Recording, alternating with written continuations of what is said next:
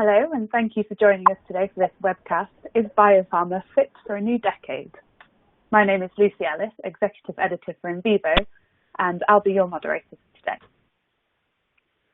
For the webinar, I'll be joined by Jessica Merrill, a Senior Editor at Scrip, Andy Smith, an Analyst at Equity Development, and Andrew McConaughey, also a Senior Writer at Scrip. Together, we'll be taking you through the following agenda.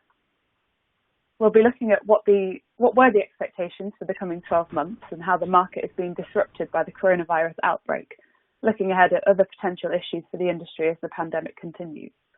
At this point, we'll pause for some questions. If you do have questions, we want to hear from you, so submit those to us throughout the presentation, and we'll aim to address these in the discussion.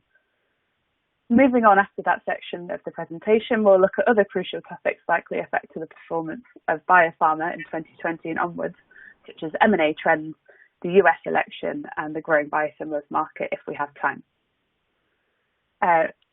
If there's time after that, we will answer any further questions at the end, so please do submit those. If we run out of time and you still have questions, do put them into the question box, and we will aim to answer them by email after the session.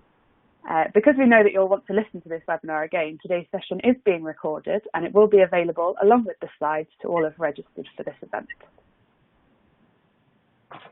So just to get us started with a bit of introduction and setting the scene. When planning for this webinar, we were preparing a list of external disruptions for the pharma market that focused on things like trade negotiations, Brexit, the 2020 US elections, and strategies for China and manufacturing. But the number one challenge this year will, without doubt, be managing business as usual during the coronavirus outbreak. So we've had to change slightly what we had planned, but we're hoping this is going to be even more relevant for you today. There are a lot of unanswered questions, and we're hoping after first quarter results that all of that will become a bit clearer and company presentations will reveal more information. However, we'll be able to discuss with you today near-term impacts that we're expecting from the outbreak and longer-term considerations, as well as opportunities for the biopharma industry to excel related to the pandemic. Getting us properly started now, I'll hand over to Jessica Merrill to talk a bit about the view of the industry that we had in 2020 prior to the rise of COVID-19 cases worldwide. Over to you, Jess. Thanks, Lucy. Sure. Thank you, everyone, for joining us on this webinar today to discuss pharma and the 2020 environment. I'm Jessica Merrill. I'm a senior editor at Scrip and the Pink Sheet, and I cover a lot of our commercial news. So topics like drug pricing, market access, launch success, and business news. First, I hope all of you are safe and your families and healthy and making the most of more time at home. I know it's been a crazy time, and a lot has obviously changed since we first planned this webinar 2 months or so ago to talk about the pharmaceutical industry and how it was positioned in 2020. Now with the outbreak of COVID-19 around the world, there's a lot of uncertainty about all sorts of aspects impacting the industry, from regulatory timelines to new launch metrics, drug supply, clinical trials, and even whether or not the industry can help to solve the crisis by developing new treatments and vaccines. We can't possibly understand how all of these uncertainties will play out, but a few challenges are starting to come into more focus, so we will try to touch on some of them. I expect that after the first quarter sales and earnings calls in April, we'll have a better understanding of how the business fundamentals of the industry are holding up. Okay, so just to take a step back, looking at this slide, here's a look at where the industry was at the beginning of the year after reporting 2019 financials. And we've laid out some of the expectations Big Pharma presented to investors for 2020. So Big Pharma was heading into a relatively stable period in 2020 after several years of leadership transitions in 2018 and 2019 and the completion of some large mergers like Bristol Celgene and Takeda Shire. Several big pharmas were poised for modest organic growth in 2020. Drug makers also had cash to spend on business development, so the environment was pretty optimistic, largely fueled by exciting innovation and scientific breakthroughs. The industry was also coming out of several large deals that will reposition the top players. So Pfizer, for example, is getting smaller, spinning out its Upjohn established products business into a new company, Viatris, with Mylan. And Pfizer is poised to be a leaner, more innovative, focused drug developer. That deal is yet to close. On the other hand, AbbVie, Bristol, and Takeda are getting bigger with their respective mergers of Allergan, Celgene, and Shire. So heading into 2020 and coming out of the JP Morgan Healthcare Conference in January, it felt like the industry was on pretty solid footing with focused strategies to execute on in 2020. Now in the midst of this global pandemic, all that is a bit up on hold while industry surveys the impact of COVID-19 on its business. And we might see some of these financial expectations revised. Okay, so moving on to our next slide, hopefully, yeah, there we go.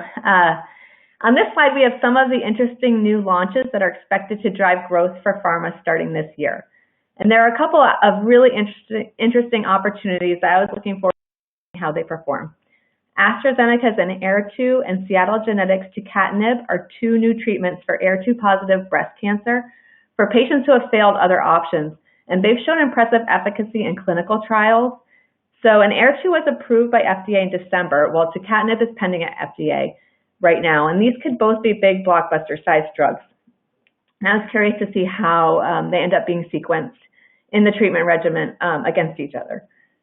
Novartis's inclisiran is pending at FDA with action expected mid-year. And this will be a very interesting launch because this is the drug, as you probably know, that Novartis acquired from with the medicines company last year for $9.7 billion. This is a PCSK9 blocker for high cholesterol that works differently from the first PCSK9s by using RNA interference. And it is twice annual administration, which Novartis thinks will have substantial commercial advantages.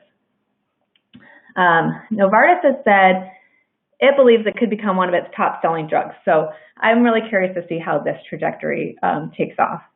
Then we have BioMarin, which is poised to launch Valrox in the second half of the year, the first gene therapy for hemophilia A. And that will be very interesting to see in terms of the pricing that they go with, any innovative payment models, and how payers respond. And then GlaxoSmithKline and Bristol Bluebird are both hoping to launch BCMA drugs for multiple myeloma. So actually, Bristol and Bluebird just confirmed that they filed that with FDA yesterday. So there's just a lot of really interesting opportunities that could enter the market this year that we're taking a close look at. And now, at the same time, launches are really up in the air because of COVID-19 and the uncertain launch environment. So Bristol, for example, even though it received FDA approval of a new drug, ozanimod, for relapsing multiple sclerosis, they've said they're going to delay the launch because of the pandemic. And I expect we'll see a lot more of that in the coming weeks and possibly months. So I'm going to turn over to Andy now, who's going to talk more about some of the COVID-19 impacts. Thanks for setting the scene there for us, Jessica. So next up, Andy's going to look at some of the near-term situation. Thanks, Lucy. Thanks, Jessica. Good morning, good afternoon, everyone, wherever you are. Thanks for joining us today. My name's Andy Smith. I'm an equity research analyst at Equity Development and a columnist at Scrip at the weekends if I don't have anything else to do, which is most of the time at the moment. So I'm going to talk about expectations for financials and how that impacts on the biopharmaceutical sector in the short to medium term. So the fourth quarter and full year 2009 earnings reports and also the full year 2020 financial guidelines were issued really way back in the end of January and the beginning of February before the coronavirus pandemic moved out of China. Initially, we were a bit worried, certainly I was a bit worried about the effect on active pharmaceutical ingredient API supply coming from China. And we've got a slide coming up on supply chain, so I'll talk more about that later. But then we started to be a bit more worried about companies that had bigger exposures initially to China than any other country or other pharmaceutical companies. And a case in point, and to their credit, in the tail end of earnings season, AstraZeneca warned on the effect of that coronavirus in China could have effect on their end market demand there. so that was the situation at the end of the last quarter's earnings season, or 2019 earnings season. So we've just passed the end of Q1 2020, and it would appear that most pharmaceutical markets, not just China, are affected, and many are on lockdown. So the big question for the first quarter 2020 earnings, which start with J&J in just over 2 weeks, is the financial impact globally of the lockdown in developed markets, and then more importantly, the impact on 2020 guidance for those companies. My guess is that the one thing we will see almost universally is the withdrawal of the guidance that was given a few months ago, just because of the situation is so uncertain. That's the thing. That's the sort of thing we can say with certainty, that most guidance will be withdrawn, and we've already had some of those with some smaller companies. And I know it's not a pharmaceutical company, but yesterday, Smith & Nephew, which is a medical device company, withdrew its 2020 guidance. And Smith & Nephew medical device company has a lot of products for use in elective surgeries. So it's not really a surprise that they withdrew their 2020 guidance.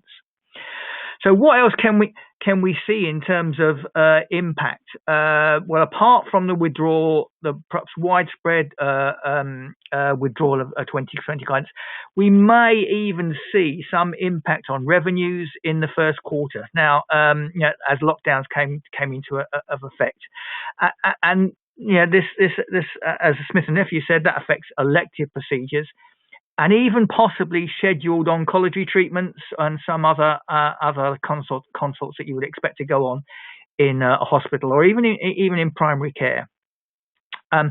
So we might see some effect in the announcements of the Q1 results in the next month or so.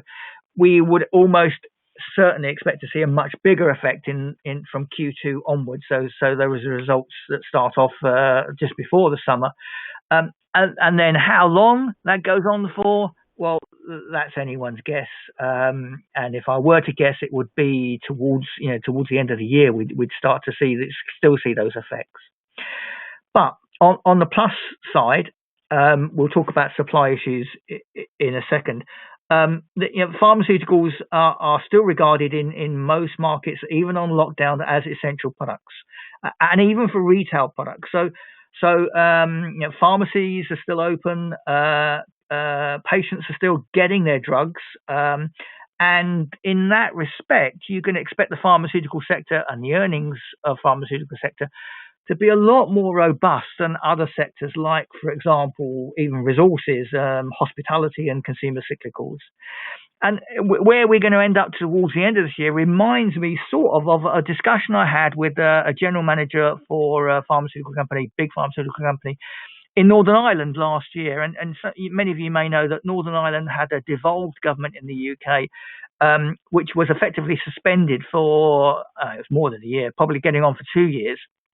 And the general manager of Northern Ireland for the pharmaceutical company I was talking to was saying that they were sort of no contracts were being signed and renewed, so everything was automatically being rolled over. There would be no growth in terms of revenues or pricing effects, and we'll talk about that towards the end. So, I mean, that could be where we would end up in the next year or so. I think I'll hand over now to the next slide.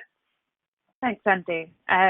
Moving on back to Jessica, but just a reminder to everyone listening in, if you do have questions, do submit those, and we will have a special coronavirus Q&A before we move on to the rest of the topics in this discussion.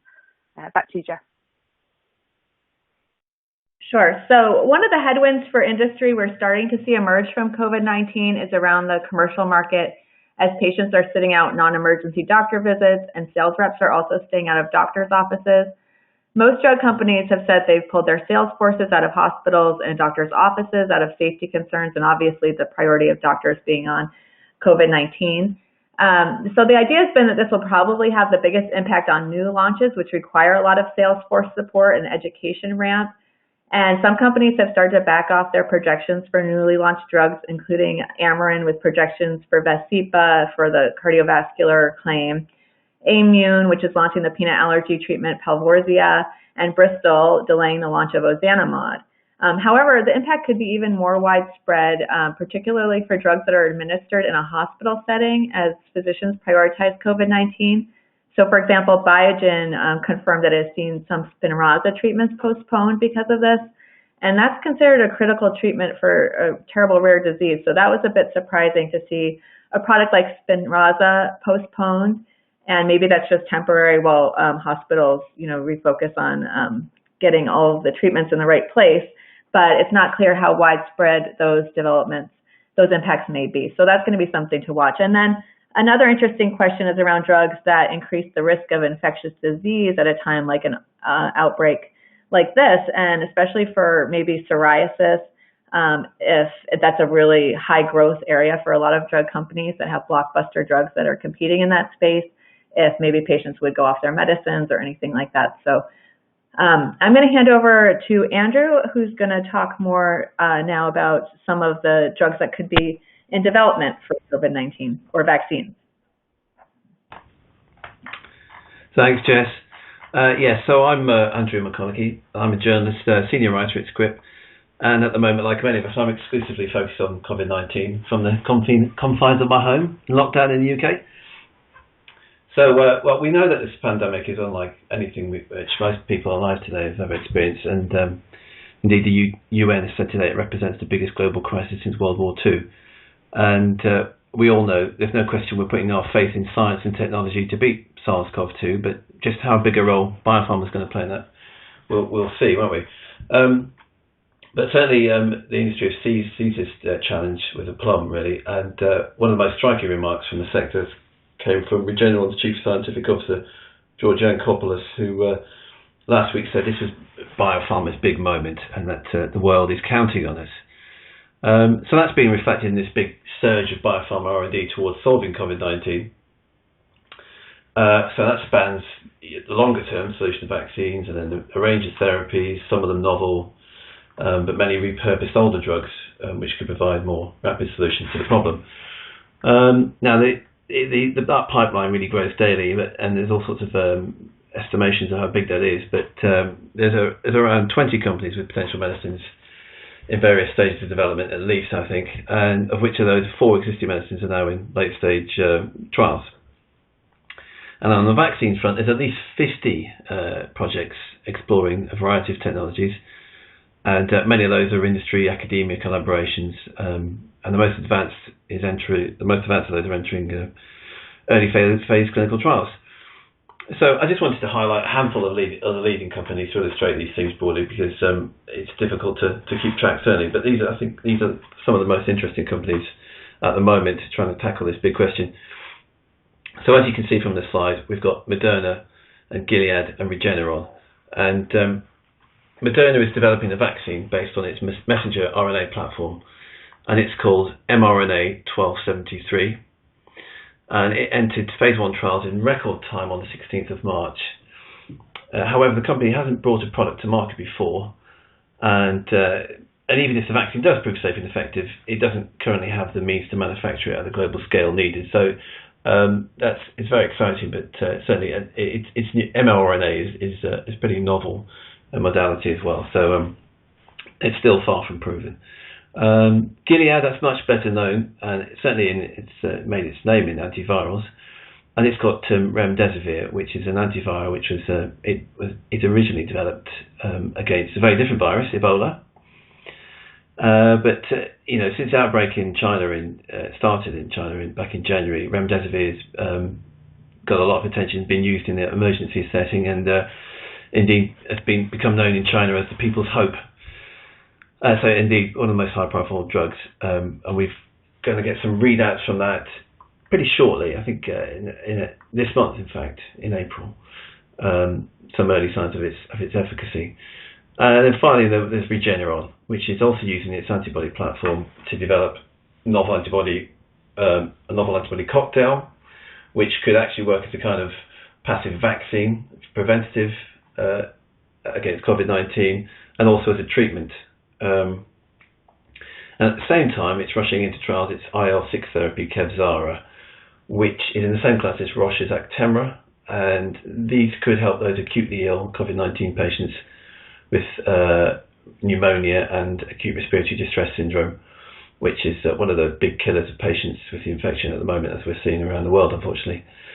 So all of that being said, these are offering hope to patients in various degrees, but it has to be said that until we get a vaccine with proven safety and broad efficacy, there's not going to be any magic bullets. I think even the White House has acknowledged that in the last few days as well, which is heartening. And the science that is having the biggest impact at the moment, that really has to be noted, is epidemiology and social distancing. Hopefully diagnostics to detect COVID-19 cases, also to test for antibodies to identify those who've been infected, so we can all help to return back to what we know as normality. Also, just a quick word on the economic impact on biopharma. Now, it's on the 16th of March where we had this global meltdown, really, in terms of the markets, and the S&P 500 fell 12% that day, which was the worst day since the 1987 market crash, and it's trading down still 20% on the start of the year. Now, many of the big pharma companies are down at similar levels, but we have seen those companies, and these three included, really bucking that trend because of their stakes in leading the charge against COVID-19. So Moderna, relatively unknown outside biopharma, it's up 30%, and Gilead and Regeneron are both up around about 20%. Now, that's a sign of perhaps a sometimes irrational stock market, but it's no sure sign that these companies are going to come through as winners in the end. And there's the wider question of really whether, how much of a commercial opportunity there is in addressing COVID-19, which I think Andy's got some interesting views on. We'll come to that in a little while. So there's many reasons why it isn't probably a big commercial opportunity, and one of the most obvious ones is that these R&D programs that are ongoing, they're all co-funded by public bodies. So, for instance, Moderna's vaccine is co-development with the US National Institutes of Health. And meanwhile, J&J has just yesterday announced a $1 billion co-funding of its vaccine with the US BARDA agency. And so that's committed to bringing an affordable vaccine to the public on a not-for-profit basis for emergency pandemic use. So clearly that isn't seen as a money spinner in that sense. Not many companies will profit from it, and there's still the risk for companies like Moderna and Gilead. They could be heroes or they could be villains, and we saw that risk for Gilead just last week when there was a debacle over its orphan drug status for remdesivir, which they managed to resolve fairly quickly. It's essentially the expectations are very high and the urgency levels are high, and those aren't really ideal conditions for developing novel drugs or vaccines. So we are going to see inevitably some setbacks and delays to this pipeline, especially if we can't have safety being compromised. Obviously, that's going to not serve anybody very well. But of course, final thoughts on this. Let's not doubt Biopharma's sincerity in trying to solve these problems, and they really have. Some of the leading companies have thrown a lot of great deal of energy and leadership into it, which is great for tackling the crisis. But at the same time, I think we're going to see a desire for the industry to return to that business as usual model, which we've given up for the last few months, at the very least, next few months. Back to Andy. I think he's going to talk about some of the longer term effects of COVID-19. Thanks, Andrew. We did mention briefly supply chain issues, and this is the first thing that really came up when the pandemic, or the epidemic as it then was, started in China, because China is responsible for about half the world's active pharmaceutical ingredient manufacture. So there were concerns at that time on what would replace those, where there'll be supply issues for active pharmaceutical ingredients. And they even got worse for a bit when India announced the ban of some ingredients. I mean, initially paracetamol, acetaminophen, but probably others from the country in order to retain it in the country. So there was an initial concern about active pharmaceutical ingredient supply throughout the supply chain and how would that impact on the ability of the sector to manufacture. Now, on the other side to that, there will always have been inventory, both in the channel as API as well as finished product. And at the site of secondary manufacturing facilities, and in addition, there probably almost certainly is finished product in the distribution channels. So that, to some extent, will buffer any effect, any shorter term API supply challenges that happened when the outbreak started in China. Now that's for small molecules. Biologics are a bit better and a bit worse in that case. Manufacture of biologics, apart from biosimilars, is more in markets outside of China. So that should be reasonably okay. Although biologics have a shorter shelf life than small molecules. So swings and roundabouts on that one. And anyway, in both cases, small molecules and large molecules, drug manufacturing is generally guarded as an essential industry. So you will you'll have some buffer as an effect. Getting back to being on message of the presentation on biopharma being fit for the new decade, the sector has been rationalizing supply chains for years, partly as a result of big pharma mergers, but also from an efficiency perspective. And probably now, as a result of coronavirus concerns on supply chain issues, I'd probably expect less of that going forward, and more probable supply chain redundancy, and even then more inventory in the channel. Hopefully that won't have an effect on pricing. Now, in the longer term, this may make the pharmaceutical sector slightly less efficient, but of course it will make them better prepared for future challenges. I think we'll move on now. Thanks. Thanks, Andy. Okay, yeah. Andrew and Jess. Yeah, I was just going to touch on the issue of clinical trials briefly. And this is another emerging area as a real potential long-term overhang for the industry. Because of the safety precautions and the focus on COVID-19 in hospitals and from physicians, a lot of clinical trial plans are being upended. And we're seeing a lot of companies start to postpone clinical trials that could result in long-term delays to programs across the industry. So a lot of companies have started announcing delays, and particularly around new study starts. And Lilly and Bristol Myers Squibb are among two companies that have announced they'll pause new study starts. And a lot of biotechs have also similarly made announcements. And I think we can expect this will become pretty standard going forward. And this is probably something that could have ramifications for the industry, even 4 to 5 years from now, as we're seeing fewer drugs progressing through late-stage development. And especially we've seen with like the CAR T therapies or immunosuppressive type situations for patients that those are really being stopped. Anyway, so I think a lot of this depends on how long these delays go on and how long this pandemic goes on. Do either of you have anything else to add to that?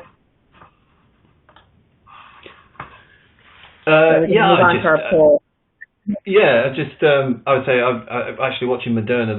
They were looking at rare diseases before COVID-19 came along, and they had to announce themselves that they're halting trials. But one little trend I noticed on that score from Moderna was that they had to suspend the rare disease trial enrollment, but practically because people couldn't move around the country. But at the same time, they were maintaining the oncology trial enrollment and progress. So it's an ethical basis to that. And certainly, I heard Janet Woodcock talking to our sister publication, Pink Sheet, yesterday, and she was talking about the uptake of digital, virtual trials, and that's probably something that's going to happen at pace, in the next few months. So that's a pretty obvious trend that we can watch out for. Great, thank you, guys. before we go to our audience poll, apologies for that slide jump there, a few more comments on the longer term effects then. Andy, perhaps you can start us off. Yeah. The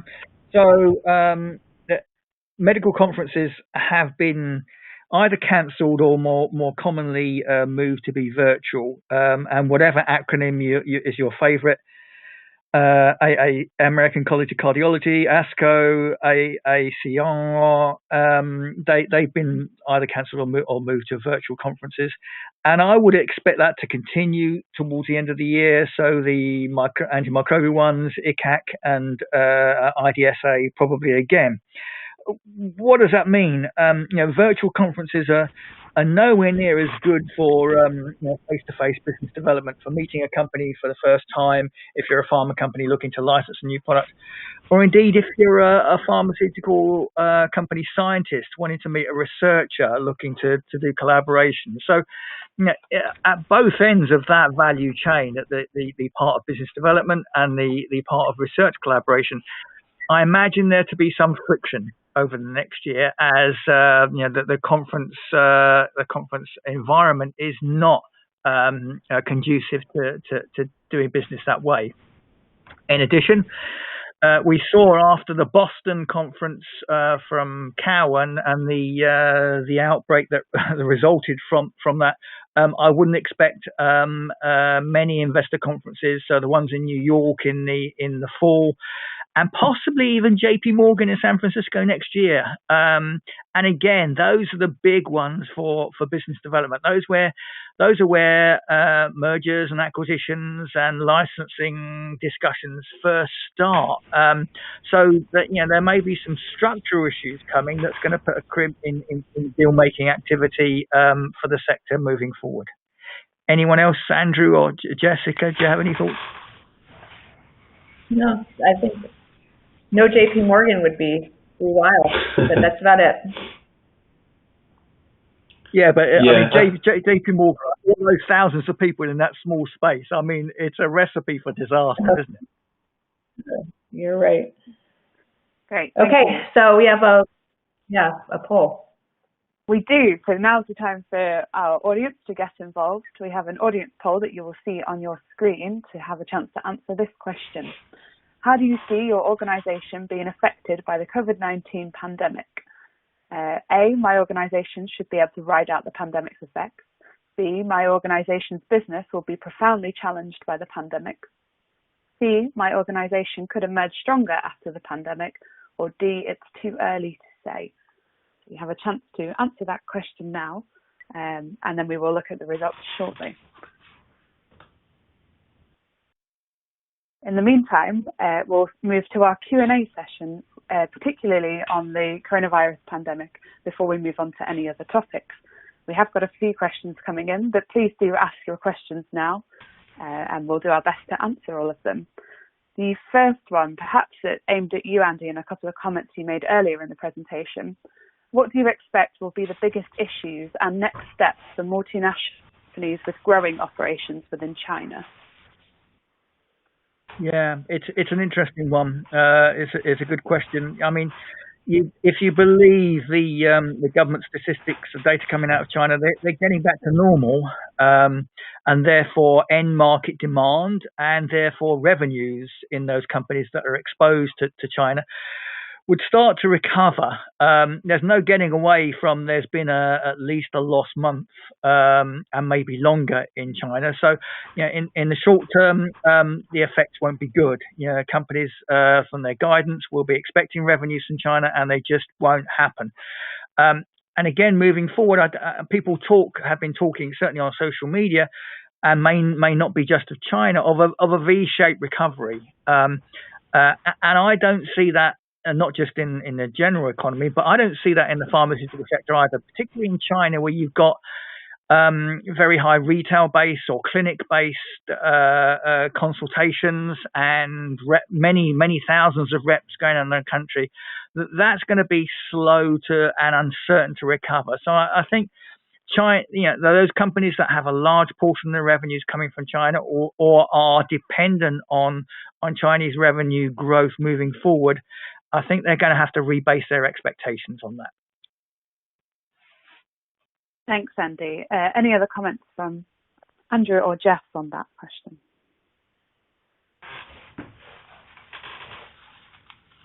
No. Great, thank you.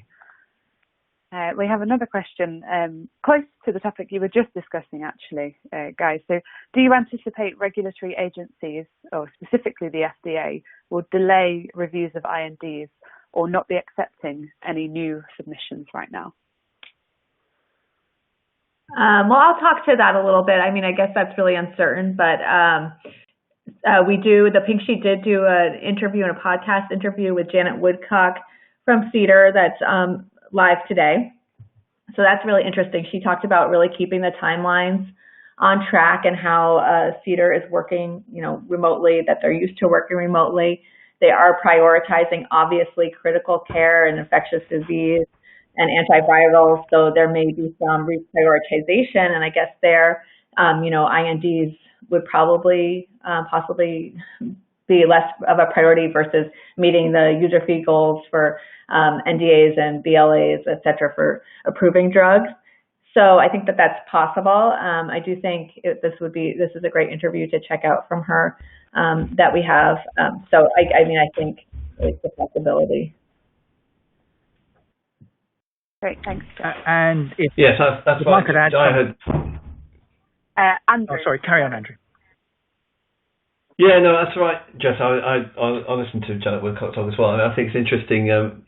Before when it was January, really, we were looking to Biogen and aducanumab as the big decisive turning point of the year, and I wonder if that's that we haven't heard from them anyway, even before the pandemic got bad. So that one is no longer the one to watch in the same way. But and I think Janet Woodcock was basically saying, and Stephen Hahn, the FDA commissioner, is basically saying that.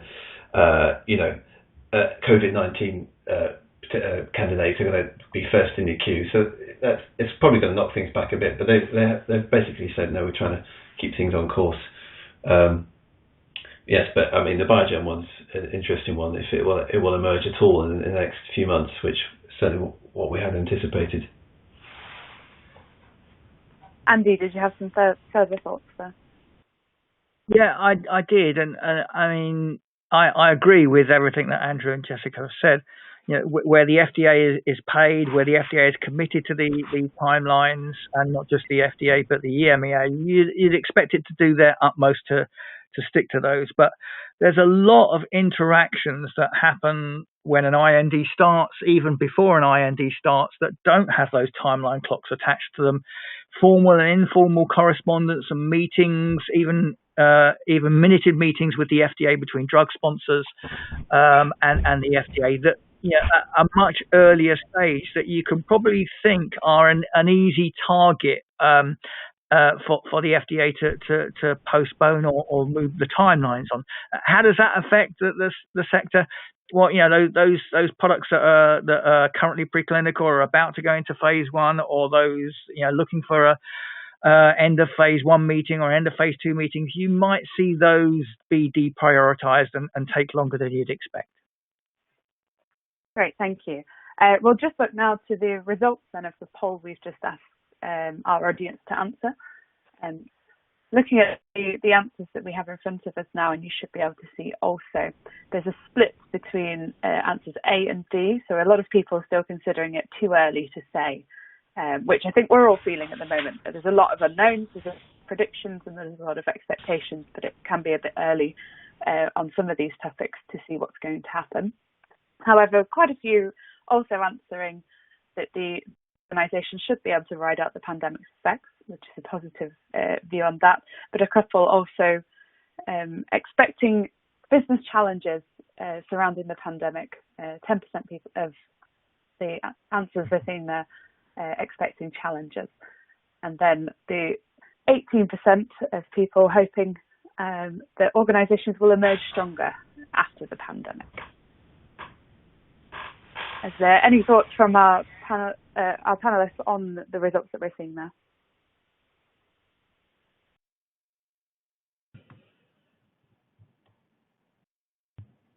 take some time to digest it. So hopefully, go on, Jess. Yeah. No, go ahead. No, I was just thinking. My sense of it is that it's very difficult to tell. We seem like we're caught in a sort of vortex. Really, time's moving at a different speed at the moment. But the too early to say thing is the obvious reaction, because the last couple of weeks, I think, from sensing how the things that are coming out of the pharma industry, is that they've just been in crisis mode and adapting to this new model that's going to last 6 months or more, and now we started to see sort of some of the business as usual processes coming out in this last few days. So then those delays, the clinical trial delays that we'll see, that they will filter through a bit. As Andy's saying, it's going to take a little bit of time. So no one's going to pronounce big worries just yet. But again, as was mentioned earlier, the Q2s are coming, and that's when we'll start to see sort of the previous expectations are raised, and start again with forecasts and so forth. Great, thank you. We are getting quite a few questions coming in, so we will try and answer as many of your COVID-19 questions as possible. So one here, I think, for you, Jessica. What would the selling model be when COVID-19 situation is resolved?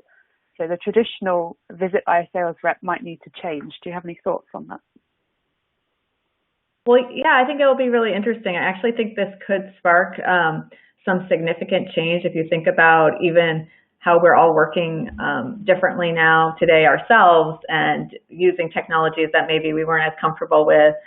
And I'm sure that's the same case with physicians and the sales rep type relationship. And so I did write a story on this and talk to some consultants and some drug companies about the different efforts that they're doing. And of course, as people are moving more to tele-sales or that type of thing. But it's interesting. It will be really challenging, I think, to keep physicians engaged that way. So I had a statistic from ZS Associates that about 47 to 48% of physicians are willing to receive visits from reps, but their willingness to open an email from a pharma rep is only about 8 to 10%.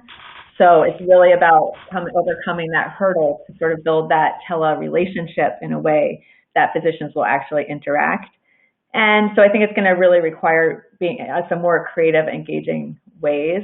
So some people were talking about, having several physicians or key opinion leaders do a Q&A or type thing that could be broadcast or things that are more engaging. So I do think that it will lead to some changes. Great, thank you, Jess. I'll take one more question now from the several that we've got coming in, and then we'll move on to a couple of the other slides we have for you, and then hopefully we'll have time for some more questions at the end. Andrew, one for you perhaps. Is the 12 to 18 month timeline of developing vaccines realistic, specifically looking at the mRNA vaccines and how they are so novel? Yeah, that's a big one, and Anthony Fauci, as one of the experts in the US, he's become heroic again because he's a leader in the anti-infective world. He's talked about that being optimistic, trying to control expectations. Obviously, trying to deal with Donald Trump's expectations of wanting it immediately. I think that message is getting through. We'll see. I mean, the timelines about it being ready, I think that they can be rushed through. It's a record-breaking entry into phase 1, but there's still, it's really pretty new modality, and whether or not it's going to work in enough patients and be a strong enough immunogenic reaction is another question, I suppose. But yeah, it's the plan is, I understand that Moderna wants to get it available for emergency use in frontline healthcare professionals by the autumn. So we'll get some early indications back there. But as for the vaccines, there's so many coming that we'll have a few shots on goal. Therefore, it's not just riding on one. If I had to bet on it, I would think it's a sort of the hare and the tortoise. There's a little bit that the Janssen's. It's not the leading vaccines company in the world, but it's got some experience, and its platform is a bit more tried and tested. So that one is, I think, you might say that's slightly less risky, but we'll see. Great, thank you. We'll move on now to our next section, looking at moving away from coronavirus slightly, though I'm sure it will still come up within these topics as well, to the 2020 M&A trends that we're expecting. Over to, hopefully, Jessica. Okay, yeah, so we're going to take a little bit of a step back. But just again, everything obviously is up in the air and a bit of a question mark amid the COVID-19 outbreak. But just to set the stage, coming out of the JP Morgan Healthcare Conference in January, the lack of deal news was the big story. Lilly's $1.1 billion acquisition of Dermira, the dermatology company, was the only big deal announced at the meeting. But there was still a feeling of optimism that deals would follow in 2020 as companies had money to spend and executed strategies to build on. And it seemed like companies were mostly talking about spending a similar amount of money on deals in 2020 as they had in 2019, with a focus on these smaller bolt-on deals, a lot of what we've been seeing in core therapeutic areas of focus, and perhaps this feeling of a more stabilized business strategy. Pfizer CEO Albert Bourla had said the company was looking to buy or in-license phase 2 ready, phase 3 ready programs that would become medicines in 2024 to 27. And a lot of people were talking about expectations for deals in the $5 billion to $15 billion range. Gilead and Biogen are two companies that investors have been waiting to make a big M&A move. And Gilead's CEO did talk at JP Morgan about being very active, looking for things. They have had one pretty big deal that they announced, the immuno-oncology company 47 for $4.9 billion to gain a CD47 candidate.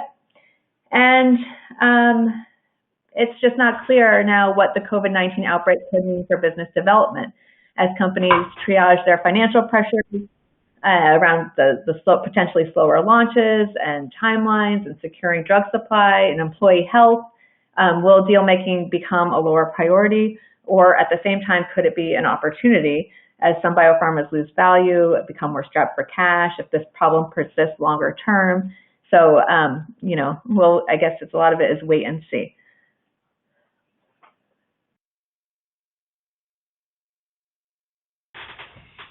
Thanks, Jess. Any further comments from Andy or Andrew on M&A and what's in store? The big news yesterday was the Amarin lost a challenge on its key patents on Vascepa, the heart treatment and fish oil based treatment, and that was it. I was sort of surprised. The analysts thought they were going to actually be able to win those patent challenges. But I mean, that was what the connection there is that Amarin was seen as a big takeover target. Certainly at the beginning of the year, at JP Morgan, we thought that's going to be the one that it's going to be gobbled up probably by Pfizer. Such was the rumours. But now it's not looking so rosy there. So whether or not that will probably have to wait for a patent battle to be resolved one way or another. But that's an interesting twist in one of the key M&A targets of this year. Great, thanks. A reminder to our audience to do keep asking your questions. We will hopefully still have a few minutes at the end on any of the topics that we're talking about now. So moving along, 2020 US election. I think we've got Andy up first to talk about this. Yeah. So if we go back to, if we rewind to last October, then you could sort of bet your bottom dollar that the drug pricing debate would be front and center for the presidential election of 2020. And with one exception, it's largely taken a backseat to the conduct of this administration on coronavirus.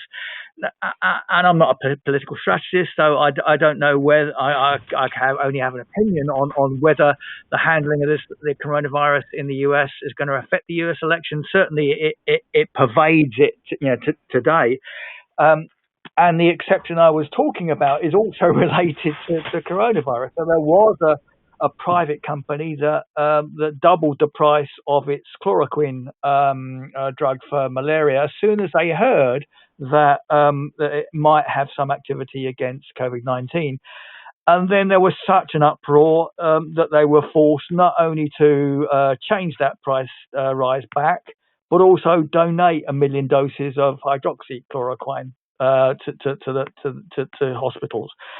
So, the drug pricing debate has not gone away. And one of the things we were thinking about at the start of the year, that this year would be the decider, and then would come up in the presidential election, was drug pricing for gene and cellular therapies. These big ticket items, these one-off treatments that $2 to $3 to $4 million a dose or a treatment, and that would start to be seen as a big issue. Now we've moved back from that, or not that we've moved back. It's not that it's gone away, but it has been assumed by the coronavirus pandemic. So, drug pricing was thought to be the big issue.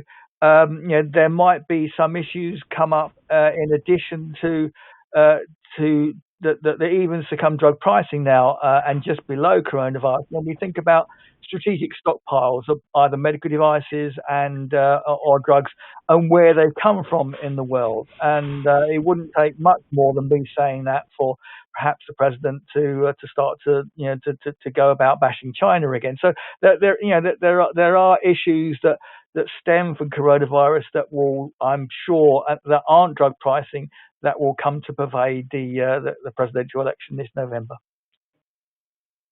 I'll just add, too, we also saw an issue with remdesivir and Gilead when they got an orphan drug approval from FDA, and then there was a lot of backlash on them for having that, and they actually asked to have it rescinded, which is, really interesting. And so I do think that drug pricing issue will continue to be important, but it's certainly fallen off here in the U.S. and, industries. The dialogue has really changed for industry as being more viewed as the potential savior of this outbreak. So I don't think, at least for 2020, it's going to become a huge pressing issue. And I think that relates to something Andrew mentioned that referenced a column I wrote a couple of weeks ago on Script. Most companies developing coronavirus drugs are not looking to make a profit out of that. And you go back to the time of the 2001 September 11th issues, where you had smallpox vaccine contracts being handed out and botulinum toxin vaccines handed out. Not many people, they were cost plus, right? So if anything, and there was stockpiling as well, millions of doses that were purchased. Companies that were involved in those didn't make a lot of money out of that, if any, if much profit at all. And I think if you're an investor in Moderna and expected them to make $1 billion out of coronavirus, then you'll probably be disappointed. But I think against that is, the sector was demonized for the last two presidential debates on drug pricing, and what they are doing, what we expect them to do, will go great strides to redressing that demonization. Thanks, Andy. Yeah. One bit of historical context I thought was what Roche did make a lot of money out of Tamiflu in relation to H1N1, I think it was. But in fact, the fact that they did make so much money and its efficacy was proven to be doubtful has influenced, I think, the environment today. So that's something to bear in mind. But it's probably not going to be repeated in the exact same way with COVID-19.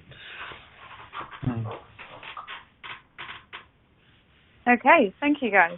So that's the end of the slides that we have to present to you today, but we do still have 5 minutes for a few more questions, and we do have questions coming in for all of you. The first one, perhaps for Jessica to answer, if M&A slows down later in the year, what other activities around deal making might we see? I don't know. It's hard to say, I guess, what will happen with deals later in the year, and if M&A will slow down. I guess I don't fully understand the question, M&A versus what, smaller deals, or is this more sort of like academic type deals? I don't know. I sort of think of like large scale M&A anyway is probably being scaled back a little bit, and maybe there will be more focus on licensing deals. I guess that if some of the biotechs become more strapped for cash, or they see their timeline slipping with clinical trials that they were hoping to get done? Will they be more aggressive about making deals and partnering assets? I think that's probably a possibility. Andrew, do you have any thoughts? Yeah. I think the three of us touched on this briefly when we had our introductory rehearsal call, and certainly because of this economic paralysis that we're all experiencing in Europe and the US, certainly, the whole economy's frozen, and those smaller biotechs are looking at a long period without any cash, and certainly the UK companies were speaking about it last week, and they're saying they've got a short runway. A lot of those companies, so that's a big emergency, and so I think again they're not necessarily shouting it from the rooftops just yet individually, but I think some of the analysts see that as a pretty decisive moment for those smaller companies, and some of those might go to the wall indeed, something in a way that we haven't seen before. But at the same time, it's going to have an effect on those mid-sized biotech valuations. So maybe it will end up that it will stimulate M&A, not this year, but maybe into 2021, where things come back a little bit to normal, and the big pharma companies can find some what they see as more reasonable valuations. Andy, any thoughts on that yourself? Yeah, I did. I mean, and having lived through as an investor the period following 2003, 2004, 2005, and watch the successively IPO windows close. Investors look every week at the amount of the cash runway in their companies. Transactions that did happen were for a lot lower values, and maybe even wholesale selling of the products rather than what you would have expected a few months ago, royalties, milestones, even co-marketing rights. So I think the nature of transactions will change just because, and not just in value, but just because valuations have come down. And in the UK, we went through a pretty awful phase of seeing these circular deals where you'd get one company announcing a deal with another small company. And, when you added up the cost of what they were paying for, it was there was no actually cash changing hands at the end of the day. I hope we don't revisit those, but certainly in terms of valuations, the deals that were done in the first few months of the year, we may not see their like again in terms of valuation for quite a while. Great, thank you. We have a couple of questions for the panelists on the US biosimilars market. So perhaps, Jessica, you could kick us off on what your expectations are for the biosimilars market this year. Yeah, so the US biosimilars market finally seemed like it was starting to gain some traction this year. So that was pretty interesting. And I think Pfizer reported for their 2019 revenues that their biosimilars were almost $1 billion in sales, 900 million something. So, and that about half of those revenues were coming from the U.S. And then Amgen also had reported some pretty solid sales and earnings coming from their new oncology launches as well, the Avastin and Herceptin biosimilars. And so it seemed like maybe we were turning a corner. I'd interviewed also the Sandoz U.S. President, Carol Lynch, recently in February, and she sounded very optimistic about the U.S. biosimilars market, and mostly that payers seem to be turning a corner and opening market access up to more biosimilars, and there's a lot more competition as well. So, but now I guess one of the questions will be around sort of the educational ramp that biosimilars need, and if that will be held up at all because of COVID-19, especially in oncology. So that could be a question, but it does seem like it's gaining some speed, obviously much, much less growth than what we've seen in Europe, however. Any other thoughts from Andy or Andrew on the biosimilars market? Well, from the European perspective, and as someone who was a drug pricing and market access consultant and worked on biosimilar products, I look over to the US and I think, why aren't you anywhere near like the penetration that we are in Europe? And there are some European markets that are 100% penetrated by biosimilars, admittedly the earlier, less complicated ones. I mean, it's a rhetorical question because I know the answers. I know that the patent attorneys are better in the US, and there are other, it's a fragmented market. But sooner or later, and it may be later rather than sooner, I would expect, that once we get over, as Jessica said, the education issues, the acceptance of switching studies, I think we'll see a more European type biosimilar market in the US than we are seeing in the next few years in the US. And to enhance that, where is that heading? It's heading for more players in the US market for an individual product. And as we've already seen Merck saying, well, they're thinking of spinning off their biosimilars business. That's quite prophetic from my perspective. It's sort of hinting that they're not going to be as profitable as they are today, which is the sort of dynamics you'd expect around a biosimilar market where you've got multiple competitors. Great, thank you.